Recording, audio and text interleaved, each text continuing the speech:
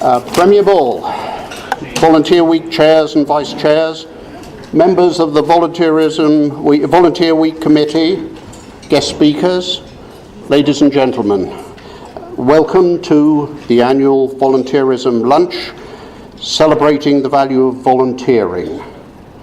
My name is Mark Shrimpton, and I have the honour of being the chair of the board of the Community Sector Council, and I have the pleasure to welcome you all here today. As you'll see, we have a full and wonderful volunteerism luncheon programme with a variety of speakers who I know you're going to enjoy. The speakers include, and I'm certainly looking forward to hearing from him, the Premier. This will be, in fact, the second time in recent weeks I've heard from the Premier.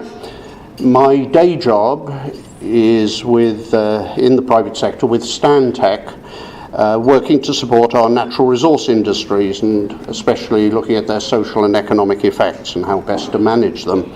And in that context, I had the pleasure of attending the Way Forward launch of the government's oil and gas strategy and hear the Premier talk about their exciting vision for the future of our oil and gas industry. Today, it's a different venue, and it's a different sector of our economy. Different, but one that is just as exciting, perhaps a bit more fun, and sometimes forgotten, one that also makes a major contribution to our economy as well as our society. We're talking about contributions made by more than 3,200 incorporated and registered voluntary organisations and by tens of thousands of women and men, young and old. We're talking about organisations that also provide thousands of full-time jobs, that buy a range of goods and services, that pay taxes, but above all, they make our communities work.